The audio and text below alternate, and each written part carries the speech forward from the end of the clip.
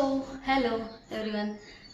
आज आपण सेमीकंडक्टर डिव्हाइसेसमधला एक स्पेशल पर्पज सेमीकंडक्टर डिव्हाइस बघणार आहोत, ज्याचं नाव आहे झिनर डायोड. ओके, हा झिनर डायोड स्पेशल पर्पज कशासाठी, तर मी लास्ट टाइम्स तुम्हाला म्हटलं होतं की झिनर डायोड यूज करून आपला जो अनरेग्युलेटेड पॉवर सप्लाय असतो त्याचा आपण रेग्युलेटेड पॉवर सप्लायमध्ये रूपांतर करू शकतो. म्हणजेच काय अनरेग्युलेटेड पॉवर सप्लाय म्हणजे काय, तर ज्याला आपण लोड लावल्यानंतर किंवा डिव्हाइस लावल्यानंतर तो फ्लक्च्युएशन दाखवू शकतो किंवा त्याचा व्होल्टेज कॉन्स्टंट नसतो. ओके, व्होल्टेज व्हॅरी होत असतो. तर हा व्हेरिएबल व्होल्टेज किंवा हा फ्लक्च्युएटेड व्होल्टेज किंवा अनरेग्युलेटेड व्होल्टेज आपण रेग्युलेटेड करू शकतो किंवा कॉन्स्टंट करू शकतो झिनर डायोड यूज करून. सो फर्स्ट ऑफ ऑल आपण झिनर डायोड काय असतो, त्याचं कन्स्ट्रक्शन कसं करतात वगैरे ते बघूया. त्याच्यानंतर त्याच्या कॅरेक्टरिस्टिक्स बघूया. देन त्याचा यूज करून आपण रेग्युलेटेड पॉवर सप्लाय कसा बनवतो ते बघूया. So what is zener diode? Zener diode is also P N junction diode. जसा ordinary P N junction diode असतो त्याचप्रमाणे त्याचं स्ट्रक्चर असतं. ओके, पी टाईप आणि एन टाईप सेमीकंडक्टर एकत्र जोडल्यानंतर P N junction diode form होतो. बट पी आणि एनमध्ये एन टाईप सेमीकंडक्टर बनवताना किंवा हे जंक्शन डायोड बनवताना जी डोपिंग केली जाते, डोपिंग म्हणजे एनमध्ये आपण काय करतो तर ॲक्सेप्टर इम्प्युरिटी आणि डोनर इम्प्युरिटी आणि ॲक्सेप्टर इम्प्युरिटी हे काय असते, ही डोपिंग काय करणार आहोत आपण जास्त प्रमाणात करणार आहोत. मग तिथे त्याला म्हणतो आपण heavily doped semiconductor.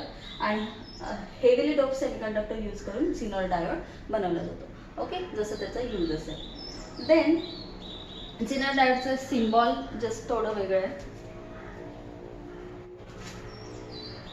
Ordinary diode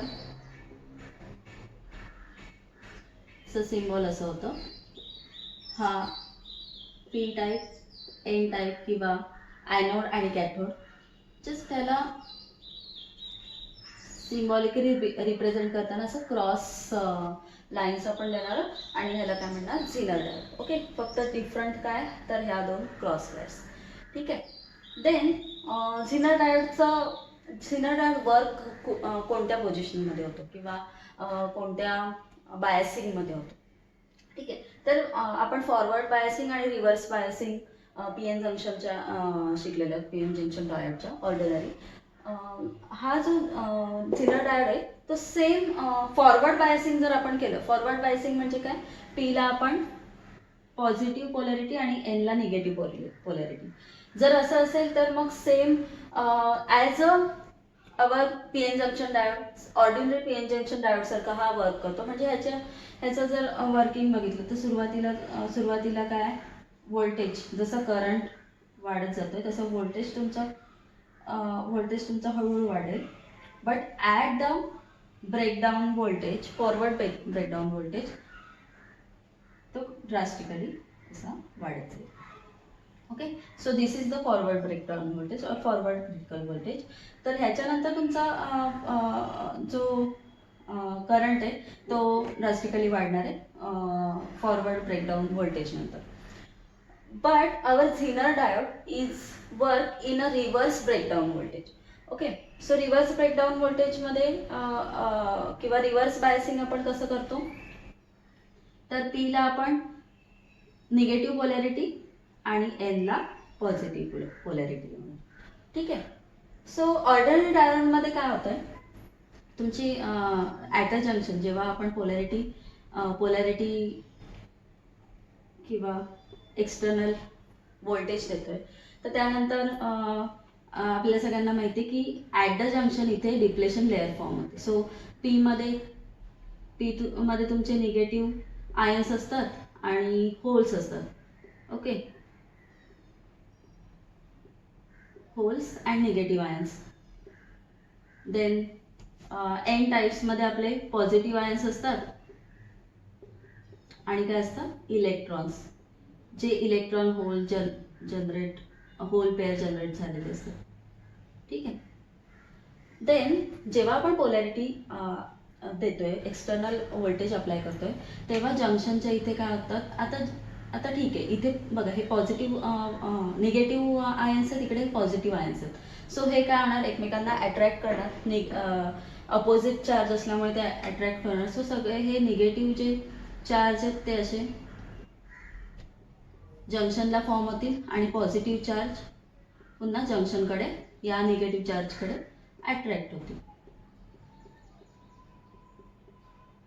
okay. So इथे काय होतंय, इथे पुन्हा एक व्हर्च्युअल आपण म्हणूया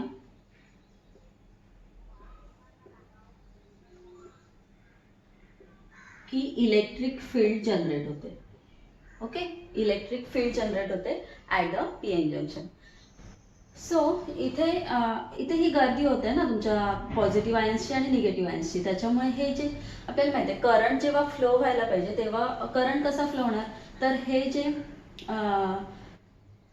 जे आपले इलेक्ट्रॉन्स आहेत ते जेव्हा फ्लो होतील तेव्हा. ओके, पण ही जर लेअर मोठी असेल तर मग तुम्हाला हे इलेक्ट्रॉन फ्लो व्हायला थोडा वेळ लागेल किंवा त्यांना तिथून पास व्हायला जंक्शनमधून जागा मिळणार नाही. ओके, सो याला आपण डिप्लेशन लेअर म्हणत होतो. आता ही डिप्लेशन लेअर इन झिनर डायोड खूप कमी असते कारण ती हेवीली डोप्ड असतात आणि इन ऑर्डिनरी डायोड ती जास्त असू शकते. जेव्हा रिव्हर्स बायस आपण करतो, सो रिव्हर्स बायस केल्यानंतर काय होईल बघ, पॉझिटिव्ह इकडे पण पॉझिटिव्ह आयन्स आहेत. सो इकडे पॉझिटिव्ह पोलॅरिटी वाढत जाणार. ओके, बघा पॉझिटिव्ह इकडे पण पॉझिटिव्ह, सो असे पॉझिटिव्ह आयन्स वाढत जातील आणि पी टाईपमध्ये निगेटिव्ह आयन्स वाढत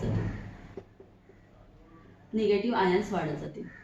सो त्याच्यामुळे ही जी आपलं जंक्शनच्या तिथे इलेक्ट्रिक फील्ड जी फॉर्म होते ती काय होईल, ती ब्रॉड होत जाईल. म्हणजे थोडक्यात तुमचं जे डिप्लेशन लेअर आहे ते असं वाढत जाणार. सो ही फील्ड काय होईल, ब्रॉड होत जाईल. आणि फील्ड ब्रॉड झाल्यामुळे आता इथे इलेक्ट्रिक फील्डमुळे जो फोर्स जनरेट होतो तो खूप जास्त असेल. आणि तो फोर्स कशावर असेल, तर हे जे इलेक्ट्रॉन्स किंवा इकडे जे आपले ॲटम्स किंवा मॉलिक्युल्स आहेत ना एन टाईपमध्ये पी टाईपमध्ये, सर त्यांच्यामध्ये असलेले जे इलेक्ट्रॉन्स आहेत त्याच्यावर ही पॉझिटिव्ह इलेक्ट्रिक फील्ड काय होईल, फोर्स अट्रॅक्ट करेल. आणि फोर्स अट्रॅक्ट केल्यामुळे त्याच्यामधले जे मॉलिक्युल्स आहेत ते काय करतील, इलेक्ट्रॉन्स रिमूव्ह करतील त्यांच्या ऑर्बिट्समधून आणि तिथे इलेक्ट्रॉन होल पेअर जनरेट होईल. ओके, म्हणजे इलेक्ट्रॉन्सची संख्या वाढेल आणि पॉझिटिव्ह वाढतील आणि इकडे होल्सची संख्या पण वाढत जाईल. सो जास्तीत जास्त इलेक्ट्रॉन्स जनरेट झाले तर मग काय होईल, आपला करंट आपल्याला जास्त मिळेल. ठीक आहे. सो आता इलेक्ट्रॉन जेव्हा जास्त होतील तेव्हा मग ही डिप्लेशन लेअर किंवा ही इलेक्ट्रिक फील्ड ते काय करू शकतील, ब्रेक करू शकतील.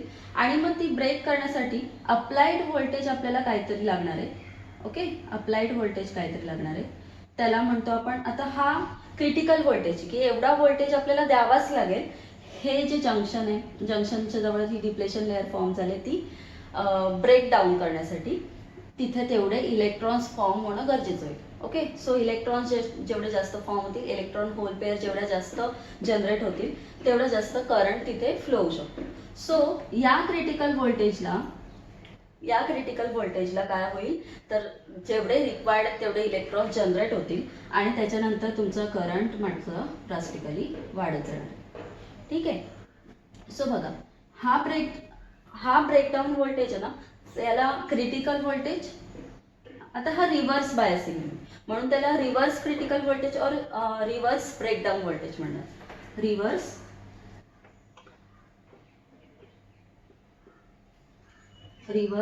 Critical voltage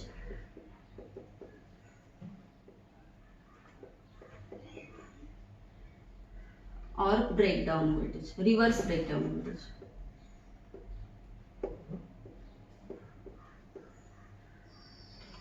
VR. Okay, for forward breakdown voltage मात्र ॲज अवर ऑर्डिनरी डायोड सारखाच असणार आहे. म्हणजे तो 0.3 to 0.7 व्होल्टपर्यंत असणार आहे. की तिथे तेवढा व्होल्टेज वाढला की तुमची जी डिप्लेशन लेअर आहे जंक्शनच्या इथे ती ब्रेकडाऊन होईल आणि तुमचं करंट वाढेल इन अ फॉरवर्ड रिजन. पण रिव्हर्स रिजनमध्ये आता हा जो करंट वाढतोय, हा करंट बघा व्होल्टेज इथे कॉन्स्टंट आहे, व्होल्टेज कॉन्स्टंट असलं तरी पण हा करंट वाढतच जाणार आहे. ओके, म्हणजे आपल्याला व्होल्टेज काय मिळतोय at the end, at the result voltage आपल्याला कॉन्स्टंट मिळतोय. करंट जरी चेंज झाला तरी पण व्होल्टेज काय मिळणार आहे आपल्याला कॉन्स्टंट मिळणार आहे. आणि आपल्या रेग्युलेटर पॉवर सप्लायची रिक्वायरमेंट तीच आहे की आपल्याला जो व्होल्टेज हवा आहे तो काय पाहिजे, रेग्युलेटेड पाहिजे किंवा कॉन्स्टंट पाहिजे. ठीक आहे, सो झिनर डायोड वापरून आपण रेग्युलेटेड पॉवर सप्लाय बनवू शकतो. ठीक आहे, सो जंक्शन ब्रेकडाऊन तुम्हाला समजलंय. जंक्शन ब्रेकडाऊन म्हणजे काय, तर हे जे इलेक्ट्रॉन्स आहेत ते काय होतील, ओके, ते काय होतील, फ्लो व्हायला सुरुवात होईल, म्हणजे तिथे करंट जनरेट होईल. ओके, आणि हा करंट काय असतो बघा, आता निगेटिव्ह टू पॉझिटिव्ह तुमचा करंट जातो. ओके, आपण करंट कसं कन्व्हेन्शनली कसं दाखवतो, पॉझिटिव्ह टू निगेटिव्ह. ओके, पण हे इलेक्ट्रॉन्स आहेत, आता इलेक्ट्रॉन्स इथे जनरेट झाले, ते इलेक्ट्रॉन्स कुठे अट्रॅक्ट होतील, या पॉझिटिव्ह पोलॅरिटीकडे. सो पॉझिटिव्ह पोलॅरिटीकडे अट्रॅक्ट झाल्यामुळे आपल्याला हा करंट मिळतोय तो मायनसमध्ये मिळतोय. सो हा करंट कोणता आहे, minus I R. Okay, reverse voltage, reverse voltage. ठीक आहे, सो आता फरक काय, तर ऑर्डिनरी रिव्हर्स व्होल्टेजमध्ये आणि झिनर ब्रेकडाऊन व्होल्टेजमध्ये, किंवा झिनर ब्रेकडाऊन व्होल्टेजमध्ये आणि ऑर्डिनरी ब्रेकडाऊन व्होल्टेजमध्ये. सो जेव्हा ऑर्डिनरी पी एन जंक्शनमध्ये हा क्रिटिकल व्होल्टेज ओव्हरकम होतो, किंवा एवढा आपण व्होल्टेज जर वाढवला तर तो आपला डायोड आहे तो डॅमेज होऊ शकतो. ओके, डायोडच डॅमेज झाला त्याच्यामुळे पुढे करंट मिळणं आपल्याला पॉसिबल मिळणार नाही, किंवा ते सर्किट पूर्ण शॉर्ट होऊन जाईल. बट ह्या व्होल्टेज नंतर पण आपला हा जो झिनर डायोड आहे तो काही डॅमेज होत नाही, आपल्याला कॉन्स्टंट व्होल्टेज मात्र तो देतच राहतो. म्हणून झिनर डायोड काय युजफुल. ठीक आहे, then what are the characteristics of zener diode. So zener डायोडमध्ये जस्ट आपण बघितलं की फॉरवर्ड बायसमध्ये काय होते, फॉरवर्ड बायसमध्ये सुरुवातीला तुमचा current as voltage increases current also, but current increases very slowly because the depletion layer.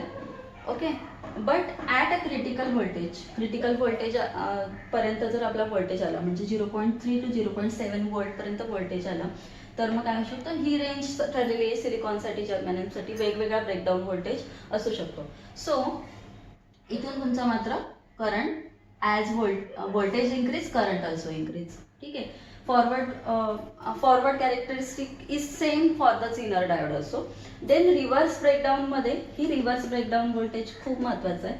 तिथेच आपल्याला काय मिळतोय, तर रेग्युलेटेड व्होल्टेज मिळतोय किंवा कॉन्स्टंट व्होल्टेज मिळतोय. सो सुरुवातीला जसं तुमचं व्होल्टेज वाढतोय, current is very slowly increases. कारण बघा सुरुवातीला इथे जे इलेक्ट्रॉन्स आहेत ते खूप कमी आहेत, ते खूप कमी इलेक्ट्रॉन्स इकडे फ्लो होणार आहेत, त्याच्यामुळे आपल्याला कमी व्होल्टेज मिळेल. ओके, सो सुरुवातीचा व्होल्टेज काय असणार आहे, खूप कमी असणार आहे. As voltage increases at a point, किंवा त्याला क्रिटिकल व्होल्टेज पॉईंट म्हणूया आपण, क्रिटिकल व्होल्टेज. तर त्या क्रिटिकल व्होल्टेजला तुमचा करंट मात्र ड्रास्टिकली वाढणार आहे.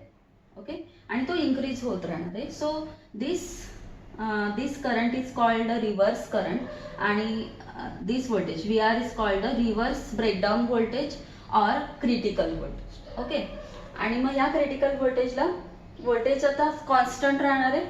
सो व्होल्टेज जरी वाढला नाही, व्होल्टेज जरी कॉन्स्टंट असला तरी तुम्हाला करंट मात्र वाढलेला दिसणार आहे. Okay, so as current flow the voltage remains constant, किंवा करंट जरी कमी झालं तरी पण ह्या व्होल्टेज नंतर किंवा या पॉईंटला तुमचं झिनर डायोड पोहोचल्यानंतर व्होल्टेज तुमचं कॉन्स्टंटच मिळणार, करंट कमी हो किंवा जास्त हो. ठीक आहे, सो याला म्हणतोय आपण क्रिटिकल व्होल्टेज और reverse breakdown voltage. And this region, ह्या रिजनमध्ये तुमचं काय होतंय, हा झिनर डायोड काम करतोय, म्हणून त्याला म्हणतो आपण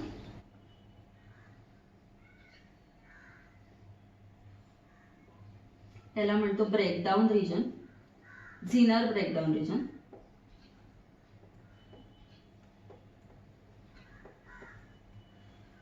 किंवा active region for zener diode. Okay, so zener diode कुठे काम करेल तर ह्या रिजनमध्ये काम करू शकतो. ह्याच्या बियॉन्ड व्होल्टेज तुमचा वाढणार नाही आहे. ओके, सो डिपेंड आहे की ब्रेकडाऊन व्होल्टेज किती असेल त्यानुसार तुमचे झिनर डायोड मॅन्युफॅक्चर केलेले असतात. सो काही झिनर डायोडची ब्रेकडाऊन व्होल्टेज असतो 6 वोल्ट. सो 6 वोल्टपेक्षा कमी वोल्ट असेल, कमी ब्रेकडाऊन व्होल्टेज असेल तर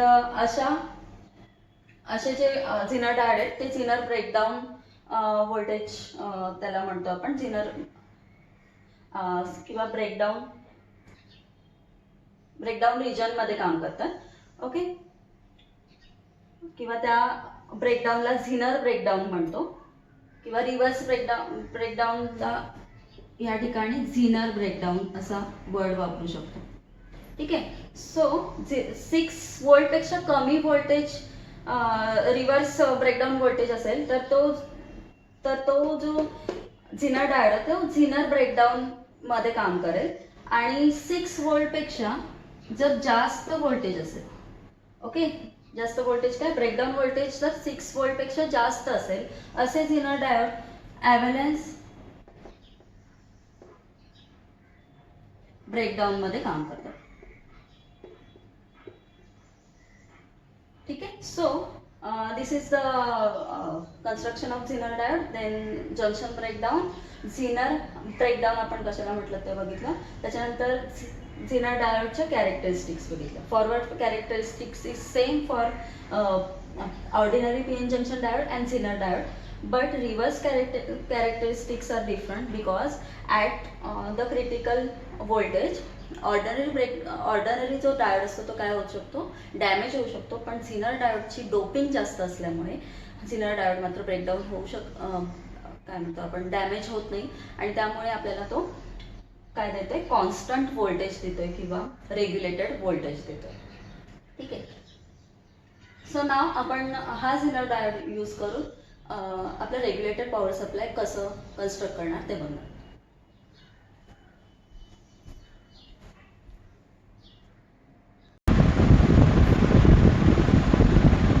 so this is the construction of zener diode as a voltage regulator. So zener diode काय केलं आपण, as a voltage regulator set केलं.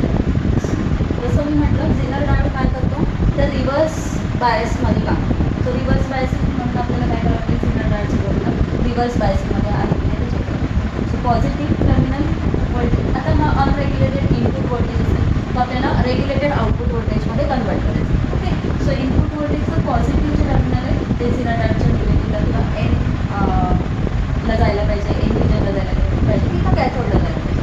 देन अनरेग्युलेटेड पॉवर सप्लायचं इनपुट सप्लाय कसं जायला, निगेटिव्ह जो आहे तिथे जायला पाहिजे झिनर डायोडच्या पी रिजनला किंवा ॲनोड. ठीक आहे, त्याच्यानंतर इथे एक रेजिस्टर लावलेला आहे, त्याला आपण सोर्स रेजिस्टर म्हणूया. हा आपल्या झिनर डायोडला सिरीजमध्ये असतो, सिरीज रेजिस्टर. ओके, देन त्याच्यानंतर इथे आपण करंट मेजर करण्यासाठी input series RS load RS रेजिस्टरमधून जाणारा जो करंट आहे तो आपण इथे मेजर करू शकतो. देन करंट थ्रू आपला झिनर डायोड तो मेजर करता यायला पाहिजे. Then current through load, so load तर आपल्याला लावावं लागणार आहे कारण आपल्याला रेग्युलेटर आउटपुट मेजर करायचं थ्रू द लोड. ठीक आहे, सो हा लोड इथे लागतो. देन आपण काय करू शकतो, VZ म्हणजे voltage across this thinner diode or voltage across the load is can measure across the load. Then आता हे सर्किट आहे, मी त्याचे काही 5 पॉईंट्स काढले की कसं आपला अनरेग्युलेटेड इनपुटचं रेग्युलेटेड आउटपुट व्होल्टेजमध्ये कन्वर्जन होतं. ओके, सो त्यासाठी आता हे कॅरेक्टरिस्टिक्स मगाशी मी राहून दिलं VZ. VZ is the reverse zener breakdown. Okay, zener breakdown voltage. आणि जो करंट पास होणार आहे काय असणार आहे, -IZ किंवा reverse current through the zener diode. Okay, so this is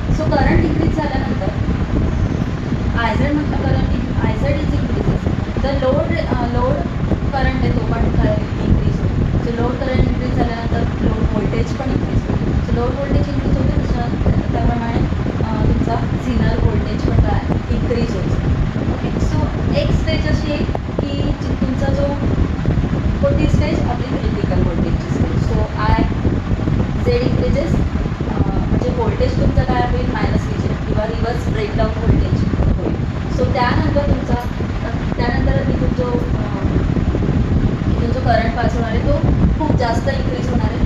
but तुमचा जो व्होल्टेज आहे व्ही झेड ओके तो मात्र काय होणार आहे कॉन्स्टंट. ठीक आहे.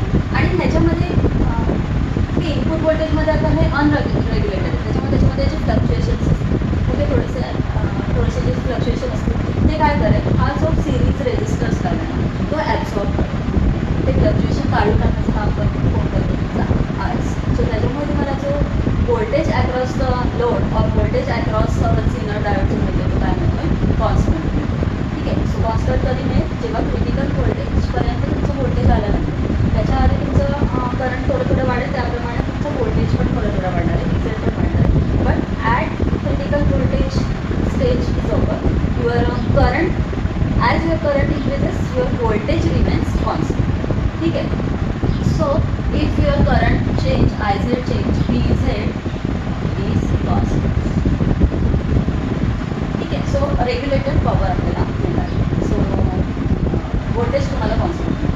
Then if V in is constant म्हणजे आता बघा व्हीन म्हणजे व्ही झेडपर्यंत आल्यानंतर आता व्हीन चेंज होत नाही. सो व्हीन चेंज झाला व्हीन जर चेंज होत असेल म्हणजे इनपुट व्होल्टेज चेंज होत असेल ओके तर मग काय होईल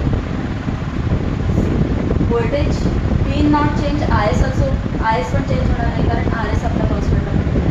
बट यावेळेला जो लोड रेजिस्टन्स आहे तो मात्र काय होईल डिक्रीज आपल्याला करावं लागेल. So if V in constant R L decreases. So R L decrease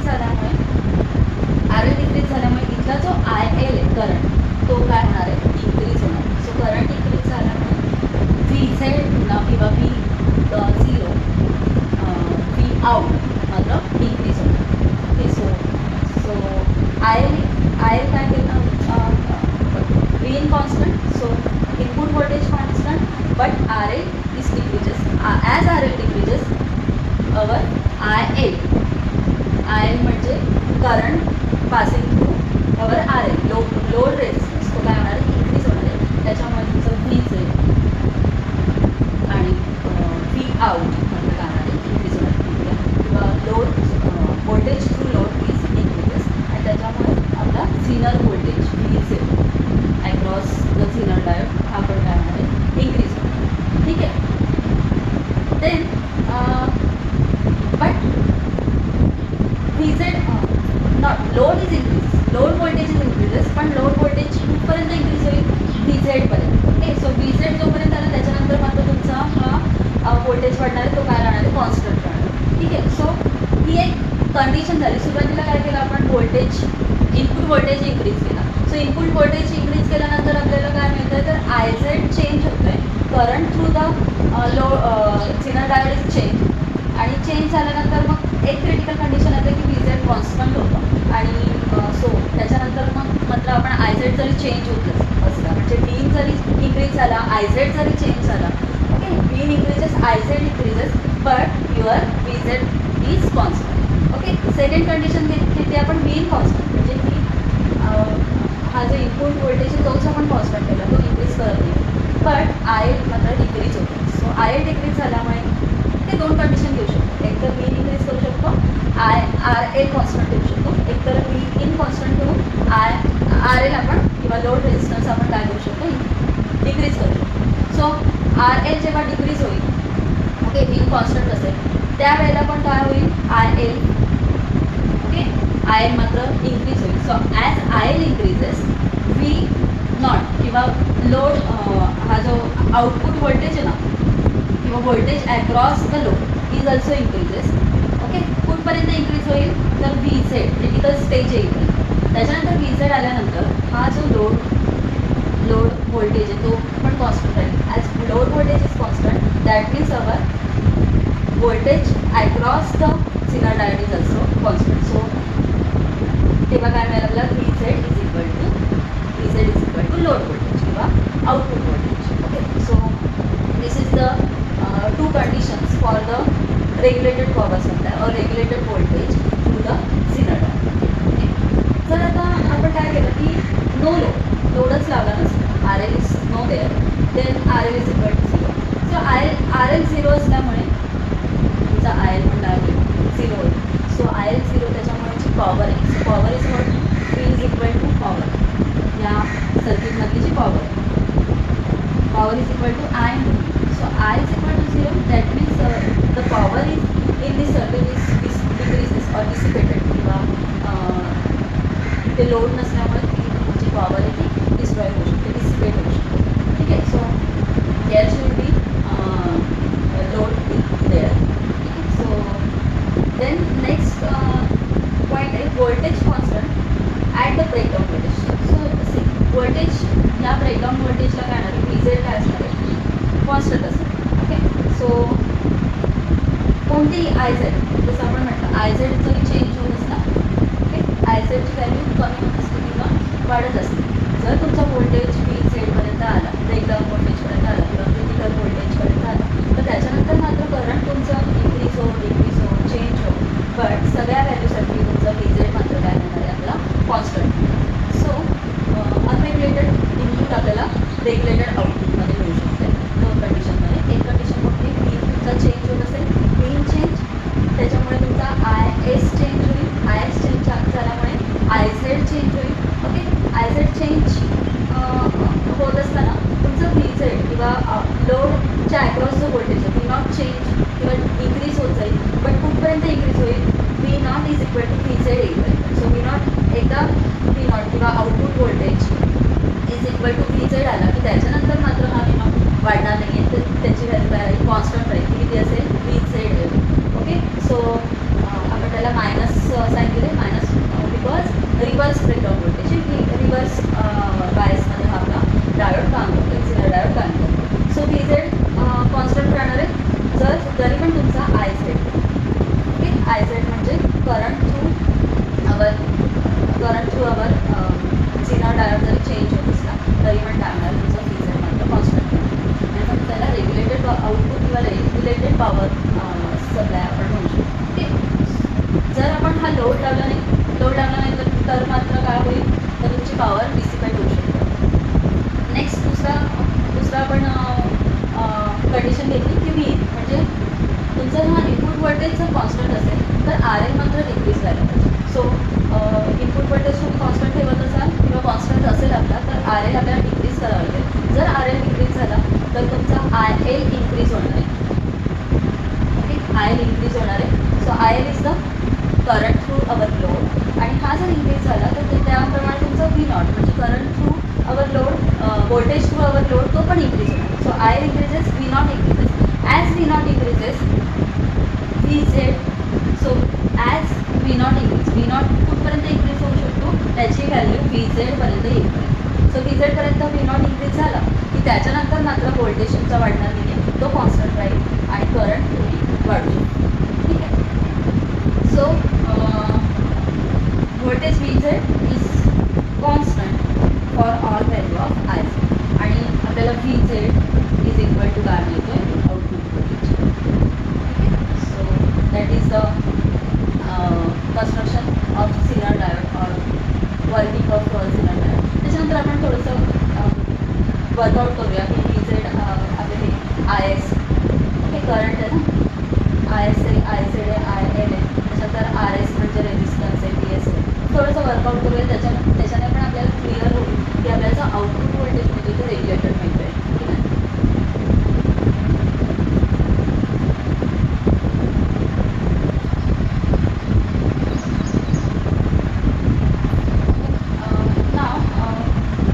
working out for the power of this maximum power or minimum power, म्हणजे झिनर डायोड या सर्किटची किंवा या झिनर डायोड मॅक्सिमम पॉवर किती जाऊ शकते, मिनिमम पॉवर किती जाऊ शकते. ठीक आहे. हे आपल्याला फाइंड आउट करायचं, कारण त्याच्यानुसार आपल्याला हे जे सर्किट आहे ते कन्स्ट्रक्ट करावं लागतं. जसं झिनर डायोडच्या पॉवरचं असेल किंवा जेवढा त्याचा ब्रेकडाऊन व्होल्टेज आपण बघतो 6 व्होल्टेजपेक्षा कमी मध्ये काही झिनर डायोड वर्क होतात, काही झिनर डायोड 6 वोल्टपेक्षा जास्त व्होल्टेजवर पण काम करतात. एकतर झिनर ब्रेकडाऊन व्होल्टेजमध्ये किंवा एव्हलांच ब्रेकडाऊन व्होल्टेजमध्ये. Okay. So if now we will consider The IZ means the current through our zener diode, minimum current and maximum current. So IZ is the minimum current, IZ minimum current through our zener diode, and IZ max is the maximum through our zener diode.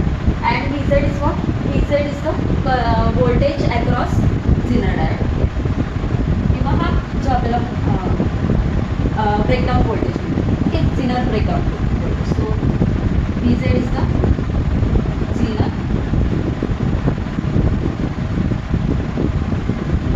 zener breakdown,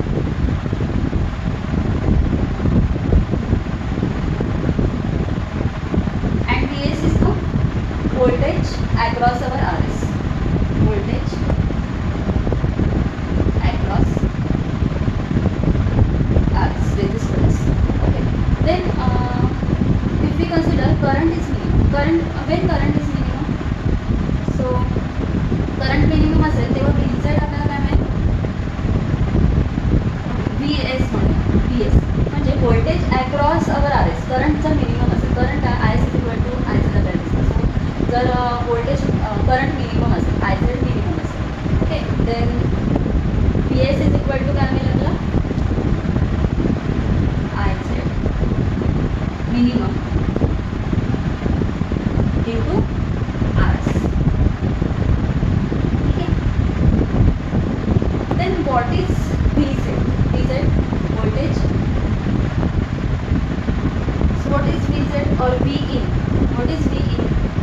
Input voltage is input voltage एक VS मध्ये आणि VZ मध्ये divide होते. So आपण input voltage Vin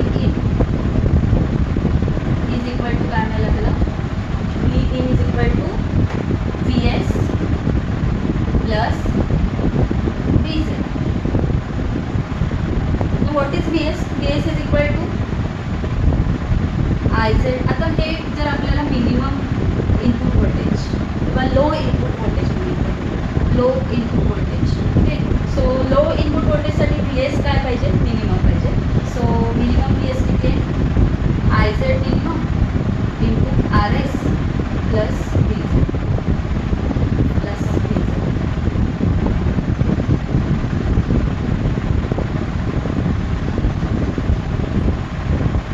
for high म्हणजे हा input voltage जर हाय असेल तर Vin हाय काय मिळेल, सिमिलरली VS तर VS आपल्याला काय मिळेल त्यावेळेला, VS is equal to IZ max, म्हणजे VS is equal to IZ into RS ना. सो IZ मॅक्स घ्यावं लागेल. So VS plus VZ, that means VS is equal to IZ max, maximum IZ into RS plus VZ. So VZ मात्र constant असणार आहे, कारण तो breakdown zener breakdown voltage तो constant असणार, किंवा तो आउटपुट व्होल्टेज जो आपल्याला रेग्युलेटेड होतो तो पण त्यासाठी कॉन्स्टंट असणार. ओके, सो ह्याच्यावरून आपल्याला काय लक्षात येते बघा, जर आपल्याला मिनिमम इनपुट असेल तर हा जो RS आहे तो RS म्हणजे हा जो सिरीजमध्ये लावलेला रेजिस्टन्स आहे तो IZला आपल्या झिनर डायोडला मॅच झाला पाहिजे.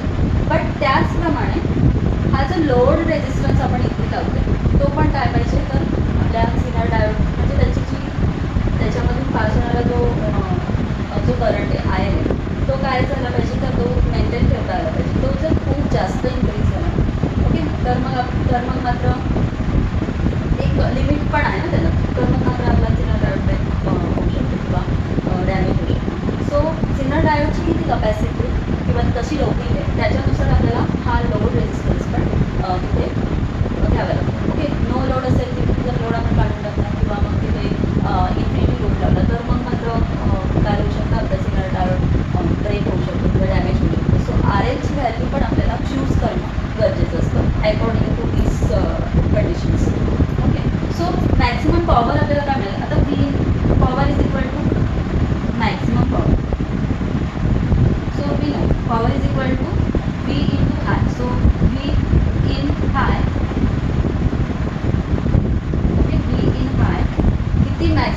व्होल्टेज आपल्याला इनपुट व्होल्टेज आपल्याला ठरवावे लागेल. किती मॅक्सिमम इनपुट व्होल्टेज आपल्याला द्यावं लागेल, तर आय झेड मॅक्सिमम करंट त्याच्यातून किती पास होईल इंटू आर एस ही व्हॅल्यू आपण ठरवलेली ती plus V Z maximum breakdown voltage. आता ब्रेकडाऊन व्होल्टेज तो कॉन्स्टंट असतो, त्याच्यामुळे तो प्रत्येक झिनर डायोडचा ठरलेला असतो, जो फक्त झिनर डायोड आपण यूज करतो त्याचा.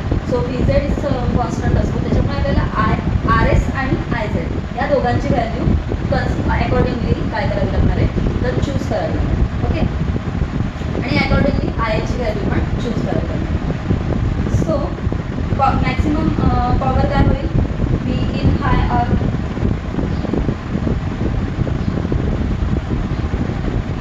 आपण त्याला पी एस म्हणूया, V in high P S. So P एसची व्हॅल्यू आपल्याला पी एस म्हणजे I Z into R S. So ही व्हॅल्यू मॅक्सिमम किंवा हाय. ओके, आणि व्ही इंटू काय असतो I. So I Z. Okay, so we have to consider these two values, I z max, so maximum current किती असायला पाहिजे, तो आपला मॅक्सिमम पॉवर किती डिसिपेट होईल किंवा मॅक्सिमम पॉवर किती देऊ शकतो आपला रेग्युलेटर व्होल्टेज सप्लाय, तर मग B S into I Z max.